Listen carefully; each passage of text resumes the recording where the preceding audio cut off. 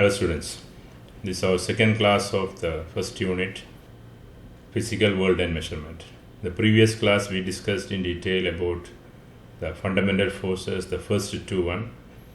Totally we have four fundamental forces, that is gravitational force, weak nuclear force, electromagnetic force and strong nuclear force. The previous class we discussed about the first two only, that is the gravitational force and weak nuclear force.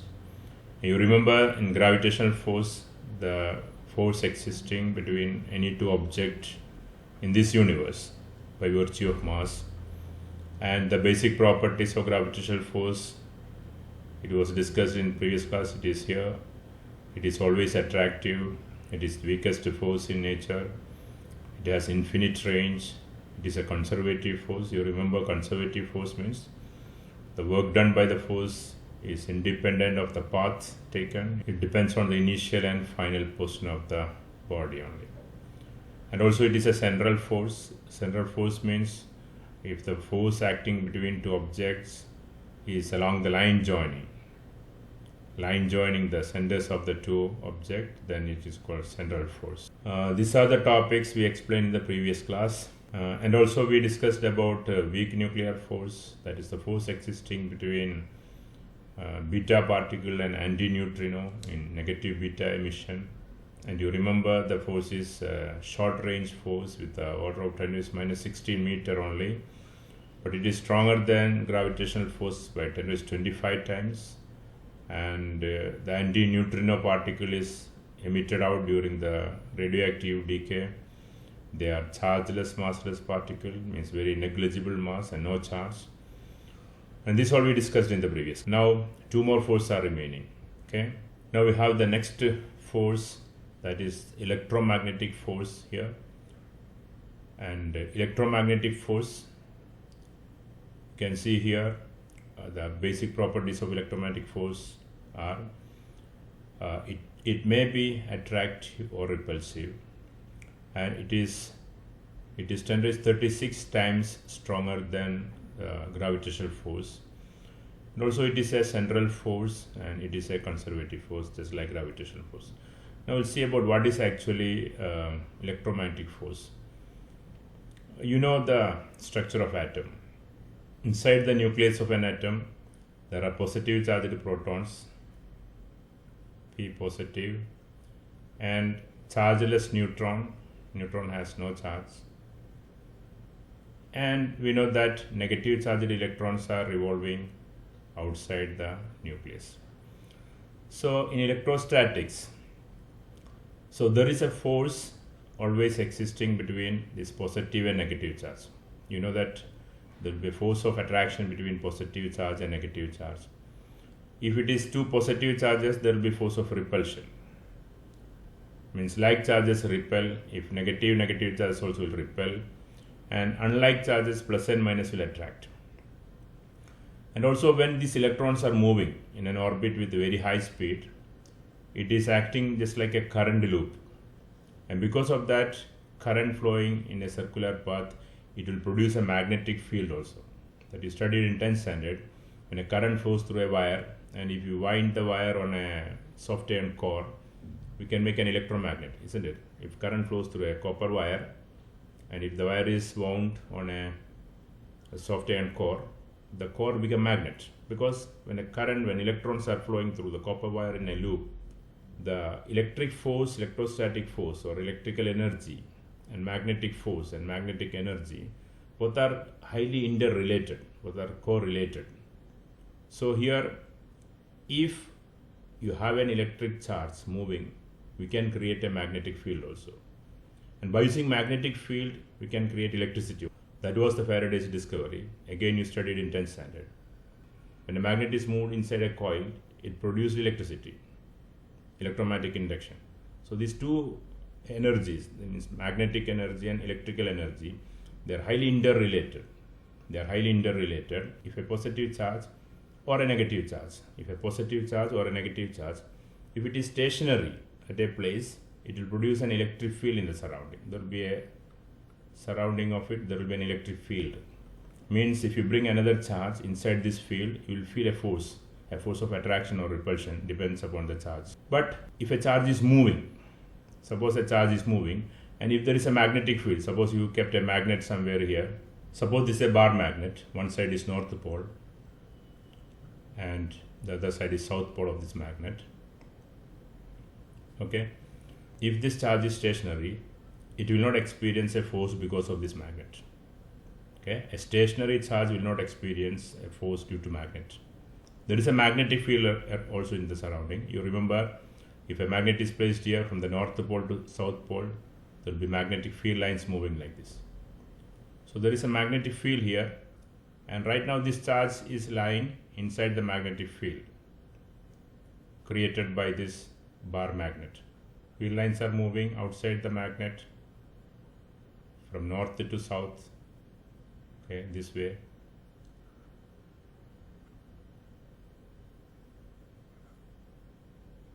So these are the field lines. Right now this positive charge is inside the field of this magnet. But if this positive charge is stationary, it won't experience a force because of this magnet. But once this charge is moving, if it is moving, then there will be a force on this charge because of the magnet also. It means we can see here the force due to electric charge and magnet both are interrelated, and altogether we can call it is electromagnetic force. And this electromagnetic force, it has basic properties. Once again, it may be attractive or repulsive. So we have seen before, in case of gravitational force, there is only force of attraction. It is only force of attraction. And in case of weak nuclear force, it is only force of attraction. But here in electromagnetic force, it may be attractive or repulsive. It means like charges repel and unlike charges attract. In the same way, north and north poles will repel, south and south poles will repel, but north and south will attract. Means the like poles repel and unlike poles attract each other. So these together we can call it is electromagnetic force. It may be attractive or repulsive. The second basic property is it is 10 to the power 36, 10 raised to 36 times stronger than gravitation. So the ratio between gravitational force and weak nuclear force that we have seen in the previous class, if we take gravitational force as 1, okay, if you take gravitational force as 1, then weak nuclear force is 10 to the power 25 times stronger than it. That is this one, 10 raised to 25 times stronger. And if gravitational force is taken as 1, then the electromagnetic force is 10 to the power 36, means a number with a 36 zero. It's a very big number. So 10 to the power 36 times stronger, 10 raised to 36 times stronger than gravitational force. It's a very huge value. Means the ratio between gravitational force and the electromagnetic force is 1 is to 10 raised to 36. 1 is to 10 to the power 36. And the ratio between gravitational force and weak nuclear force, the ratio between gravitational force and weak nuclear force is 10 raised to 25. That is the second property. It is stronger than gravitational force by 10 raised to 36 times. The third property, it is a central force. As I told before, the force between two charges. Suppose you have two charged bodies. If you have two charged bodies, then force between that two charged bodies will act along the line joining their centers. If you have two charged bodies, suppose this one charged body is another charged body, say this is positive, this is negatively charged body, then there will be a force of attraction between these two charges, and this force will act along the line joining the centers of these two. So it is called a central force. The force will be acting along the line joining the center of the two bodies. It is called central force. And also it is a conservative force. Means in an electric field or magnetic field. So I told you if there is a positive charge, there will be an electric field, a region where we can feel the force of that charge. Or if you keep a magnet here, surrounding that magnet, there will be a magnetic field. You can feel the force of attraction or repulsion of the magnet.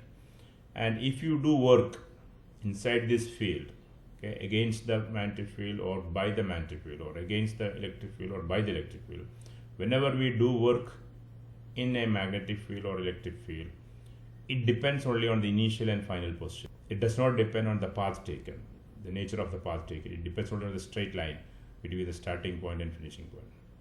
It is a conservative. These are the basic properties of electromagnetic force. That is the third fundamental force in nature.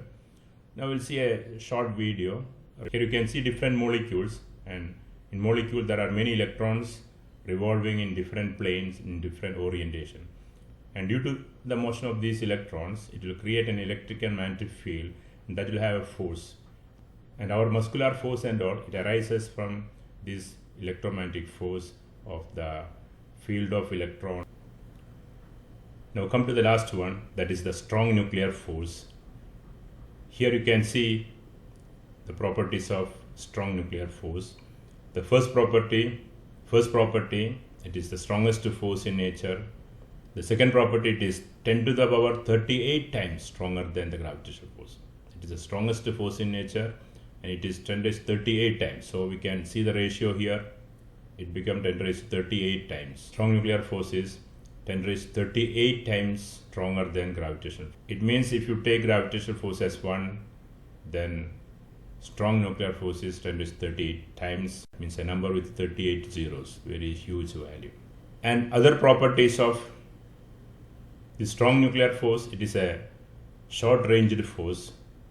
A short-ranged force means the force existing in a very short range, that is in the order of 1 to 3 Fermi. Fermi is unit of distance used in nuclear physics.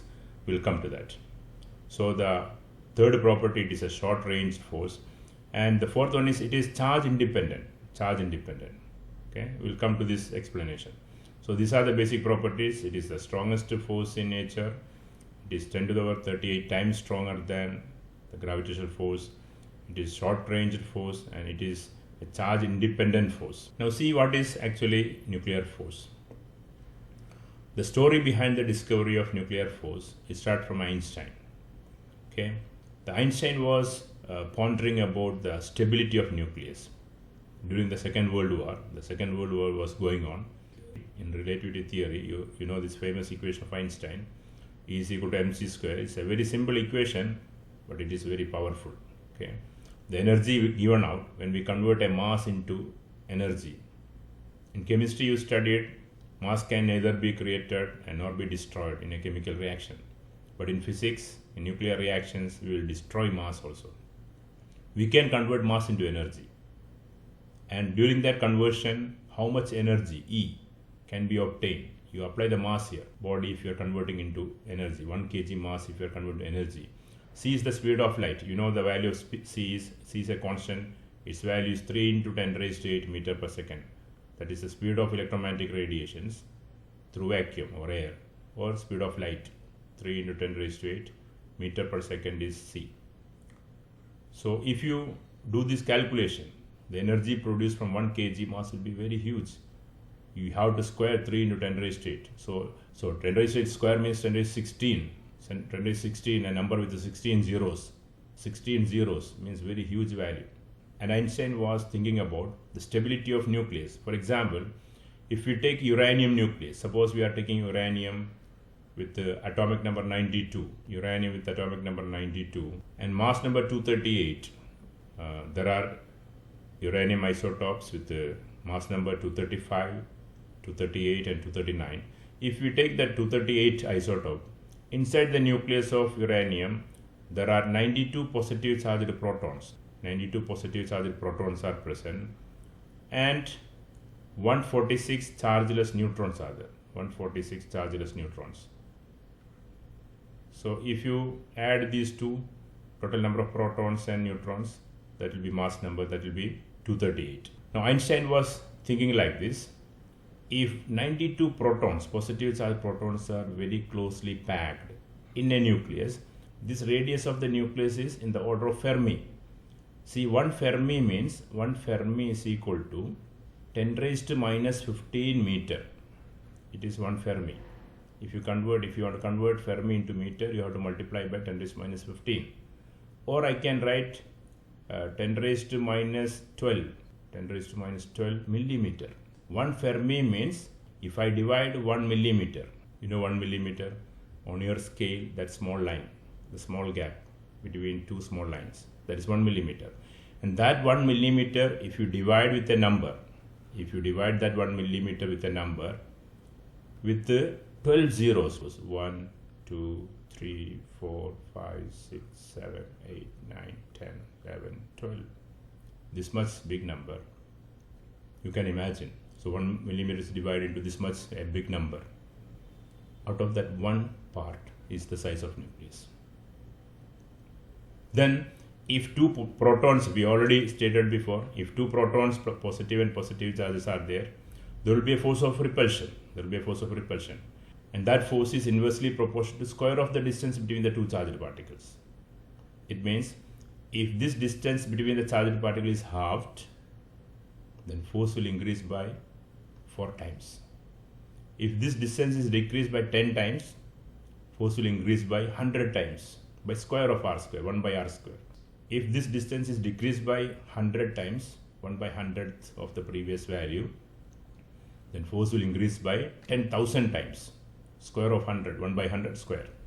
Then Einstein was thinking, in this very small dimension, that is the radius in the order of 1 Fermi, maximum 3 Fermi, 1 to 3 Fermi, in that very small region, 92 protons are existing, 92 positive charges. Then what will be the distance between two positive charges? And if you apply in the equation 1 by r square, you cannot imagine the force. You cannot imagine the force. So see, in the universe, the strongest force in the universe is not existing in a huge, a big object or something like that. It is existing inside the invisible,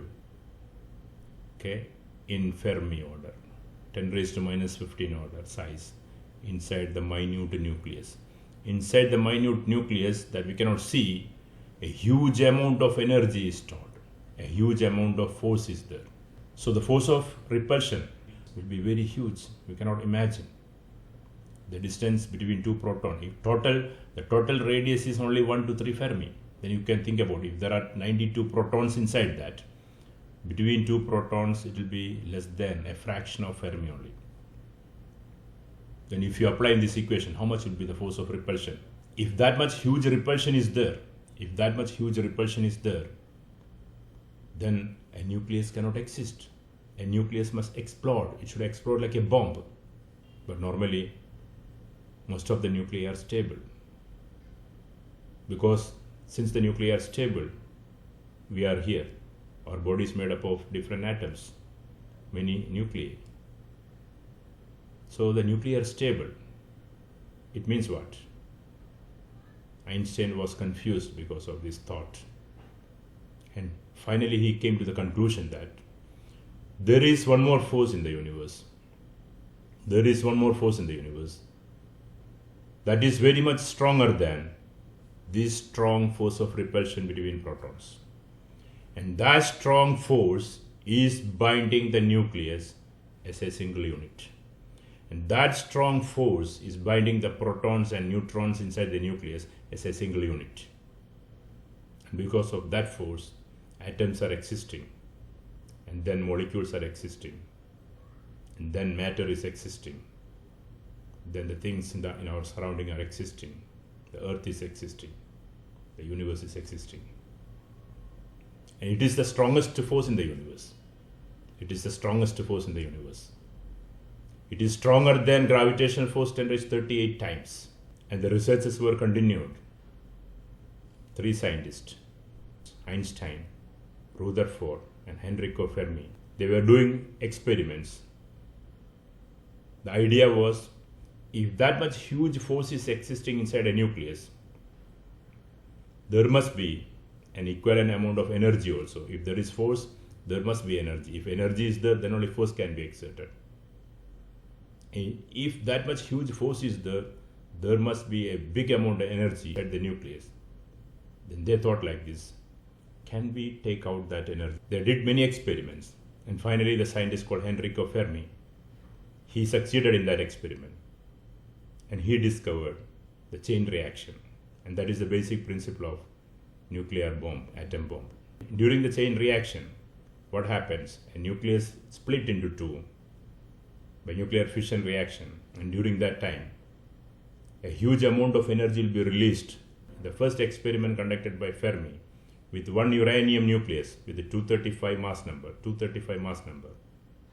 when it was split into two, one uranium was split into one barium and krypton, along with the three neutrons. A neutron with the thermal speed, when it collided with the uranium nucleus, it split into two pieces, one barium, another krypton, along with the three neutrons. And during that reaction, the total mass of the products, that is one barium, one krypton, and three neutrons, the mass of these products were less than the mass of the reactants. The reactant mass is the mass of uranium and one neutron. So if we add the mass of one uranium and one neutron, it is not equal to the mass of the products, that is barium, krypton, and three neutrons.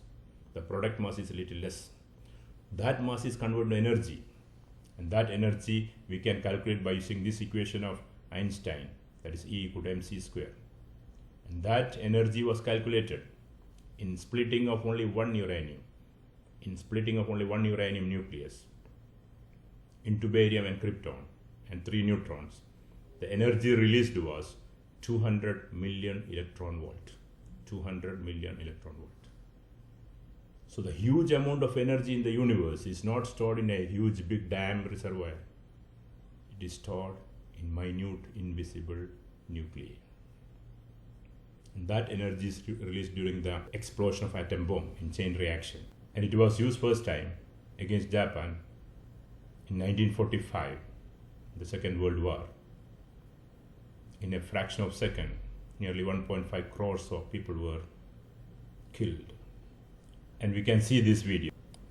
You can see here, this is the uranium nucleus with the mass number 235. And it is hit with a neutron. This is a neutron with a thermal speed. When it hit on this uranium 235, it split into two. That is, one is barium with the mass number 141 and krypton with the mass number 92. Along with the three more neutrons, 1, 2, 3 neutrons. And these neutrons, they will go and hit on another uranium 235. This will go to another uranium 235. And again that uranium will split into barium, krypton, and 2 or 3 neutrons again. And that neutrons again will go and hit on another uranium. This process will continue, and this is called chain reaction. That is what happening in a nuclear bomb. And we can control this chain reaction. We can reduce the speed by capturing the neutron from here during the reaction. And we can make use of that energy for producing electricity also. That is what happening in nuclear reactor for producing electrical energy by using the nuclear force. Okay, that is chain reaction, and that is what happening in a atom bomb explosion. So now we are coming to the conclusion. That is the last one, the strong nuclear force. It is the strongest force in nature, and it is 10 raised to 38 times stronger than gravitational force. It is a short-ranged force, and it is charge independent. Charge independent means inside the nucleus, the nuclear force exists between proton and proton, between these two, and there is force between neutron and neutron inside the nucleus, between neutron and neutron, and there is force between proton and neutron. These all forces are similar. They are charge independent. It is charge independent force, and actually it is an exchange force. So one more point you can add here, the fifth property, it is an exchange force. Exchange force means, according to the theory of nuclear force, the force exists, the force of attraction exists between proton-proton, neutron-neutron, or proton-neutron because of the exchange of some particles. They are called pions or pi mesons. They are subatomic particles. Okay, so here we come to the conclusion of the topic, that is the fundamental forces in nature. Okay, thank you.